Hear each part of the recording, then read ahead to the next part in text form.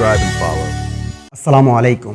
আসছে আসন্ন ত্রয়োদশ জাতীয় সংসদ নির্বাচন 2026 সালের 12 ফেব্রুয়ারি অনুষ্ঠিত হতে যাচ্ছে। এই নির্বাচন কেবল একটি সাধারণ নির্বাচন নয়, এই নির্বাচন দেশ বদলানোর। তবে হ্যাঁ, সেইটি সম্ভব হবে যদি আপনি চান। প্রশ্ন করতে পারেন কিভাবে? আসুন এখন সেটাই জানি।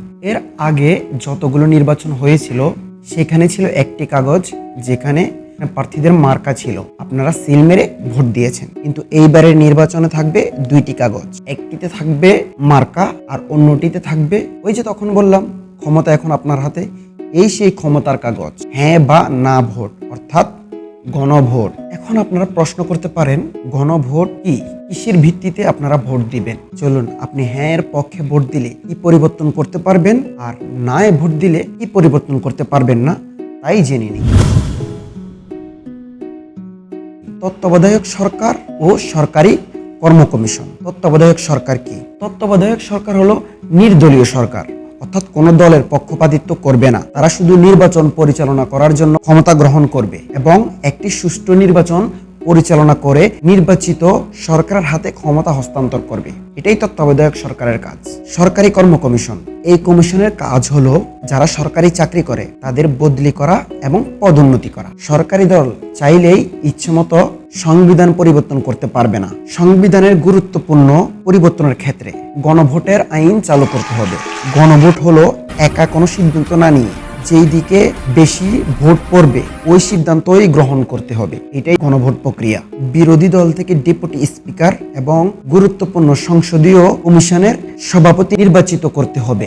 যত মেয়াদী হোক, 10 বছরের বেশি কেউ প্রধানমন্ত্রী হতে পারবে না। সংসদে নারীদের প্রতিনিধিত্ব ধীরে ধীরে বাড়াতে হবে। ক্ষমতার ভারসাম্য প্রতিষ্ঠার জন্য পার্লামেন্টে একটি উচ্চকক্ষ প্রতিষ্ঠিত হবে, যেমন সকল দল থেকে যারা নির্বাচিত হবে তাদের মধ্য থেকে 100 জন নিয়ে উচ্চকক্ষ গঠিত হবে, যেখানে সরকারি দল চাইলেই নিজের মতো করে কোনো আইন প্রণয়ন করতে পারবে না।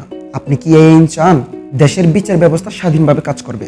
এখন যেমন মাঝে মধ্যে দেখেন না, কোনো নেতা আদালতে বা থানায় গিয়ে বলে এটা আমার লোক, ছেড়ে দিতে হবে, কিন্তু না, এভাবে নয়। সুষ্ঠু তদন্ত করে আইনি প্রক্রিয়ায় বিচার করে মামলা খালাস করতে হবে। আপনার মৌলিক অধিকারের সংখ্যা, যেমন গত বছর 2024 সালে জুলাই বিপ্লবের সময় ইন্টারনেট বন্ধ করে দিয়েছিল, এভাবে আর কেউ চাইলেই ইন্টারনেট বন্ধ করতে পারবে না। আপনি কি আইন চান?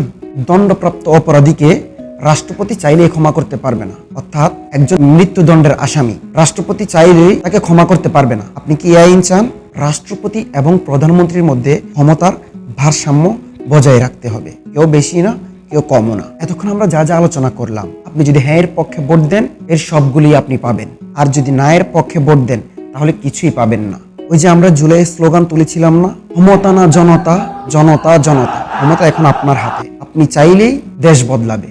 মনে রাখবেন, জুলাইয়ের 1400 শহীদের তামান্নাই ছিল কিন্তু এই পরিবর্তন। আর না এ ভোট দিলে ওই যে সবকিছু আগের মতোই চলবে, কোনো পরিবর্তন হবে না। বাংলাদেশ এখন আপনার দিকে চেয়ে, আপনি কি চান? আল্লাহ হাফেজ। Subscribe and follow.